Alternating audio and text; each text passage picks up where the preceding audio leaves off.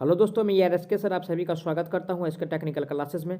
तो चलिए दोस्तों, आज बात करेंगे यानी कि insulator and conductor semi conductor के एमसीक्यू को करेंगे, जो टी2 के लिए बहुत महत्वपूर्ण है। तो इससे पहले मैं बता दूं यानी कि 2023 का ये मेरा पहला वीडियो है, तो इसके लिए आप लोग चैनल को जरूर सब्सक्राइब कीजिएगा और वीडियो को शेयर करना नहीं भूलिएगा। इनमें से कौन विद्युत रोधी है? तो देखिए दोस्तों, ऑप्शन ए में दिया है सोना, ये तो यानी कि चालक पदार्थ है, तांबा भी चालक है और पीतल भी चालक है, लेकिन ये फाइबर जो दिया है ये विद्युत रोधी है। ठीक है, तो दोस्तों विद्युत रोधी वाला को ही यानी कि पहचानना था। तो राइट आंसर ऑप्शन किस में दिया है? ऑप्शन नंबर यानी कि सी में दिया है। फाइबर क्या है? ये विद्युत रोधी पदार्थ है, तो इससे होकर विद्युत प्रवाहित होता है सोना से, तांबा से भी और पीतल से, लेकिन फाइबर से दोस्तों, फाइबर से होकर के यानी कि विद्युत प्रवाह नहीं होता है। ठीक है, तो right answer option number C हो जाएगा। अब चलिए आज का अगला प्रश्न है, यानी कि लो टेंशन के इंसुलेशन का परीक्षण डैश पर किया जाता है। तो दोस्तों यानी कि लो टेंशन का जो होता है, ठीक है, यानी कि लो टेंशन का जो होता है यानी कि 1100 वोल्ट, कितना 1100 वोल्ट पे इसका परीक्षण किया जाता है। तो ऑप्शन नंबर किस में दिया है? 1100 वोल्ट। तो ऑप्शन नंबर यानी कि ए में दिया है। राइट आंसर की बात किया जाए तो ऑप्शन नंबर ए हो जाएगा। कौन सा? ए।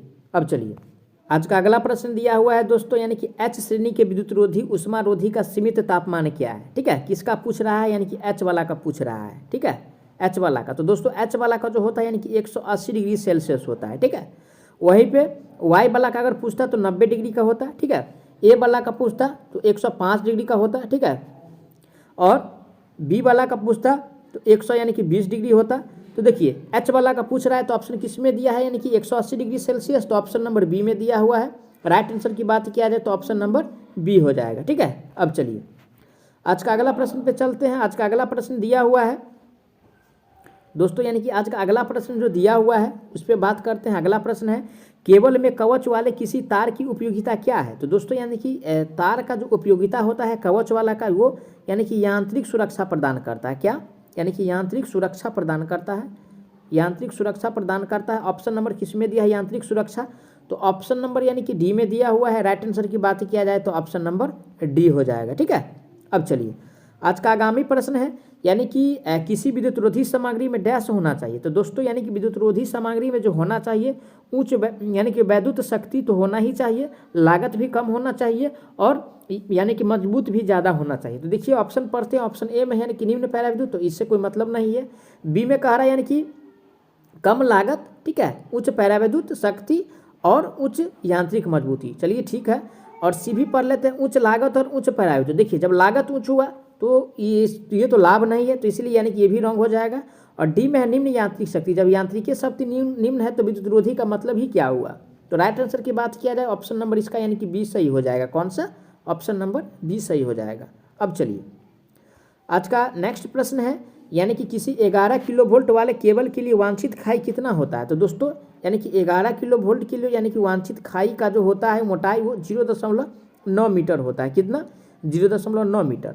तो ऑप्शन किस में दिया हुआ है? ऑप्शन नंबर डी में दिया है। करेक्ट आंसर की बात किया जाए तो ऑप्शन नंबर डी हो जाएगा। ठीक है, अब चलिए अगला प्रश्न है, यानी कि हाई स्पीड इस्पात में कार्बन का प्रतिशत डैश होता है। तो दोस्तों ये क्वेश्चन जो है यानी कि 24/1/2019 का, ठीक है, शिफ्ट 2 में पूछा हुआ क्वेश्चन है। तो दोस्तों यानी कि कार्बन का जो प्रतिशत होता है, ठीक है, यानी कि कार्बन का तो वो होता है आपको यानी कि 0.75 से लेकर के 1 तक होता है। ठीक है, 1% तक होता है। तो ऑप्शन किस में दिया है ऐसा? ऑप्शन नंबर ए में दिया हुआ है। राइट आंसर की बात किया जाए तो ऑप्शन नंबर ए सही हो जाएगा। कौन सा? ऑप्शन ए सही हो जाएगा। अब चलिए आज का नेक्स्ट प्रश्न है, निम्न में से कौन सा परीक्षण केबल के भू दोष के स्थान पर पता लगाने के लिए प्रयोग किया जाता है? तो दोस्तों यानी कि भू दोष के, ठीक है, स्थान पे जो लगाते हैं वो यानी कि मूरे परीक्षण है। कौन सा? मूरे परीक्षण है, मूरे लूप परीक्षण। ऑप्शन किस में दिया है? ऑप्शन नंबर सी में दिया है। करेक्ट आंसर की बात किया जाए तो ऑप्शन नंबर सी हो जाएगा। अब चलिए आज का आगामी प्रश्न है, कम्यूटेटर खंड को यानी कि इंसुलेट करने के लिए निम्न में से किस सामग्री का उपयोग किया जाता है? तो दोस्तों यानी कि इसको जो है इंसुलेट करने के लिए अभ्रक का उपयोग करते हैं। किसका? अभ्रक का, जिसका अन्य नाम है दोस्तों यानी कि इसको माइका भी कहा जाता है। तो कंफ्यूज मत होइएगा, ठीक है, माइका। तो ऑप्शन नंबर किस में दिया है? अभ्रक। ऑप्शन नंबर ए में दिया है। राइट आंसर की बात किया जाए, करेक्ट आंसर की बात किया जाए तो ऑप्शन नंबर ए हो जाएगा। अब चलिए अगला प्रश्न आज का, यानी कि चीनी मिट्टी एक डैश है। तो दोस्तों यानी कि चीनी मिट्टी जो है यानी कि विसंवाहक है, यानी कि कंडक्टर यानी कि इंसुलेटर है। ठीक है, चीनी मिट्टी क्या है? यानी कि इंसुलेटर है। ठीक है, इंसुलेटर पदार्थ है। तो ऑप्शन नंबर किस में दिया है, इंसुलेटर। तो यानी कि विषमवाहक जो दिया हुआ है, विषमवाहक का मतलब यानी कि जिससे होकर विद्युत धारा प्रवाहित नहीं हो उसे विषमवाहक कहा जाता है। तो right answer option number C हो जाएगा। कौन सा, ऑप्शन सी हो जाएगा। ठीक है, अब चलिए आज का अगला प्रश्न है, निम्न में से किसका प्रयोग जो है केबल को यांत्रिक सुरक्षा प्रदान करने के लिए किया जाता है। तो दोस्तों यानी कि यांत्रिक जो सुरक्षा प्रदान करता है, ठीक है, वो यानी कि कवचित तार करता है। कौन करता है, यानी कि कवचहित तार करता है, जिसपे यानी कि कवच होता है। तो ऑप्शन नंबर किस में दिया है, कवच तार। तो कवचित तार जो दिया है दोस्तों, ऑप्शन नंबर कवचित तार ऑप्शन नंबर डी में दिया है। राइट आंसर की बात किया जाए तो ऑप्शन नंबर डी हो जाएगा। ठीक है, अब चलिए नेक्स्ट प्रश्न है, घरेलू उपकरणों में यानी कि तापन तत्व के लिए निम्नलिखित में से किस सामग्री का प्रयोग किया जाता है। तो दोस्तों यानी कि तापन तत्व के लिए जो प्रयोग करते हैं यानी कि नाइक्रोम का, ठीक है, नाइक्रोम का उपयोग करते हैं। तो ऑप्शन नंबर किस में दिया है, नाइक्रोम। तो ऑप्शन नंबर यानी कि आपको यानी कि सी में दिया हुआ है। करेक्ट आंसर की बात किया जाए तो ऑप्शन नंबर सी हो जाएगा। ठीक है, अब चलिए आज का नेक्स्ट प्रश्न है, यानी कि केबल के जोड़ों के लिए पकड़ किस सामग्री से बनाए जाते हैं। तो दोस्तों यानी कि पकड़ जो बनाया जाता है वो आपको यानी कि एल्युमिनियम, ठीक है, एल्युमिनियम और कॉपर से बनाया जाता है। किससे, एल्युमिनियम और कॉपर से। तो ऑप्शन किस में दिया है, ऑप्शन नंबर बी में दिया है। राइट आंसर की बात किया जाए तो ऑप्शन नंबर बी हो जाएगा। ठीक है, अब चलिए अगला प्रश्न है आज का, यानी कि 3 फेज पावर और लाइटिंग लोड के लिए केबल डैश कोर का होना चाहिए। देखिए दोस्तों, अगर 3 फेज का है तो दोस्तों कम से कम वो जो होना चाहिए यानी कि 3.5 कोर का होना चाहिए। कितना का, 3.5 कोर का होना चाहिए। तो ऑप्शन नंबर किस में दिया है, 3.5 कोर। ऑप्शन नंबर यानी कि डी में दिया हुआ है। राइट आंसर की बात किया जाए तो ऑप्शन नंबर डी हो जाएगा। अब चलिए अगला प्रश्न है, यानी कि वेल्डेड ग्रेडिंग में 650 वोल्ट से 33,000 वोल्ट के बीच की सीमा को क्या कहेंगे। देखिए दोस्तों, यानी कि 650 वोल्ट है, ठीक है, ये तो मीडियम में होता है। और ये जो दिया है यानी कि 33,000, ठीक है, 33,000 वोल्ट जो दिया है ये हाई के यानी कि हाई में आ जाता है। ठीक है, तो इसके अगर बीच है तो हाई ही कह सकते हैं, तो उच्च वोल्टेज कहेंगे। ऑप्शन किस में दिया है, ऑप्शन नंबर बी में दिया है। राइट आंसर की बात किया जाए तो ऑप्शन नंबर बी हो जाएगा। अब चलिए नेक्स्ट प्रश्न है, यानी कि सौर बैटरी में निम्न में से किस प्रकार की सामग्री का प्रयोग किया जाता है। तो दोस्तों यानी कि सौर सेल में जो प्रयोग करते हैं वो सेमीकंडक्टर का, किसका, सेमीकंडक्टर का प्रयोग करते हैं। ऑप्शन नंबर किस में दिया है, यानी कि सेमीकंडक्टर पदार्थ। तो ऑप्शन नंबर यानी कि डी में दिया हुआ है। करेक्ट आंसर की बात किया जाए तो ऑप्शन नंबर डी हो जाएगा। ठीक है, अब चलिए नेक्स्ट प्रश्न पे चलते हैं। नेक्स्ट प्रश्न है, यानी कि विद्युत रोधन पदार्थ के संसेचन का उद्देश्य क्या है। तो दोस्तों यानी कि संसेचन का जो उद्देश्य होता है वो वायु कोठरिका में, ठीक है, वायु, ठीक है, कोठरिका में तेल को भरता है। क्या, तेल को भरना। तो ऑप्शन नंबर किस में दिया है, वायु कोठरिका को तेल से भरना। तो ऑप्शन नंबर यानी कि ए में दिया हुआ है। राइट आंसर की बात किया जाए तो ऑप्शन नंबर ए हो जाएगा।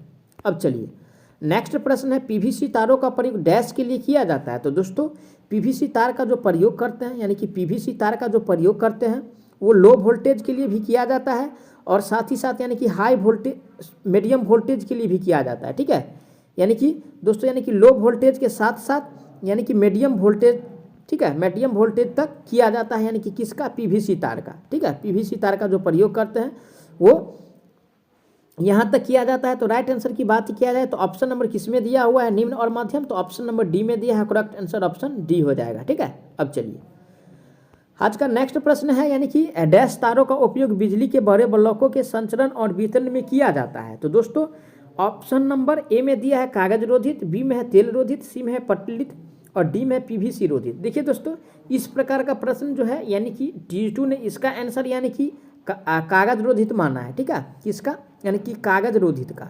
लेकिन यहीं पे यानी कि टेक्निकल हेल्पर ने, ठीक है, यानी कि टेक्निकल हेल्पर जो इसका आंसर माना है वो यानी कि तेल रोधित का माना है। ठीक है, तो जब अगर आप लोग यानी कि T2 का एग्जाम दे रहे हैं तो इसमें आंसर ये लगाना है। अगर इस प्रकार का क्वेश्चन आए तो अगर टेक्निकल हेल्पर का अगर आप लोग एग्जाम दे रहे हैं तो ये आंसर लगाना है। टेक्निकल हेल्पर के लिए यानी कि ये आंसर लगाइएगा तो 1 नंबर मिलेगा। ठीक है, और वहीं पे T2 के लिए अगर ये लगाइएगा तो 1 नंबर मिलेगा। ठीक है, तो वो डिसाइड करना है जब एग्जाम देने जाते हैं उस वक्त। चलिए नेक्स्ट क्वेश्चन पे बात करते हैं।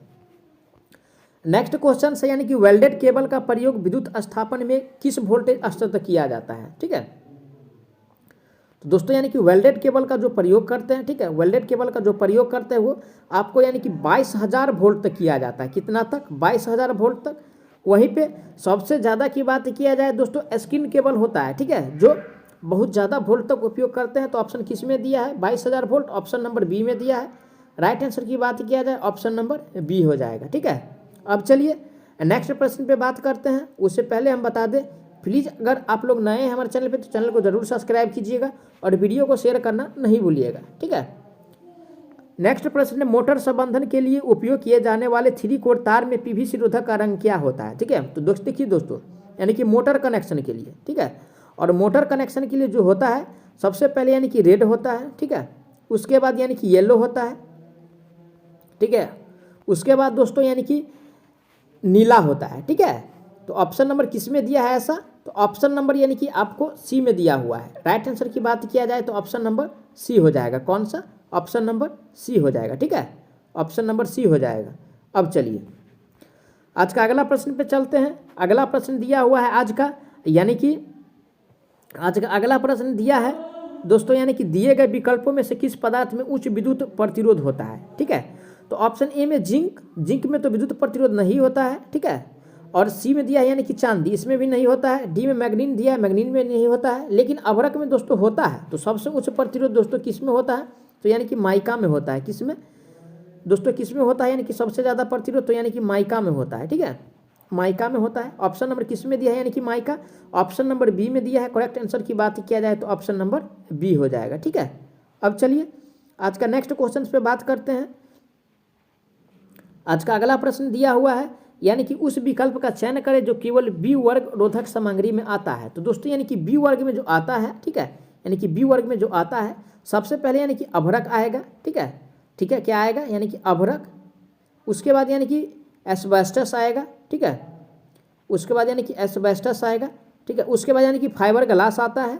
उसके बाद दोस्तों ऑप्शन किस में दिया है? देखिए ऑप्शन ए में अभ्रक सूती रेशम तेल, ऐसा नहीं है, ठीक है। बी में है फाइबर ग्लास रेशम, ऐसा भी नहीं है। सी में एस्बेस्टर कागज रेशम, ऐसा भी नहीं है। डी में दिया है यानी कि अभ्रक एस्बेस्टर और फाइबर ग्लास। तो राइट आंसर की बात किया जाए तो ऑप्शन नंबर डी हो जाएगा। कौन सा? ऑप्शन नंबर डी हो जाएगा। अब चलिए अगला प्रश्न है, यानी कि विद्युत हीटर के लिए प्रयुक्त पदार्थ कौन सा है? तो दोस्तों हीटर के लिए यानी कि नाइक्रोम प्रयुक्त करते हैं, ठीक है, नाइक्रोम का प्रयोग किया जाता है। ऑप्शन किस में दिया है? यानी कि नाइक्रोम।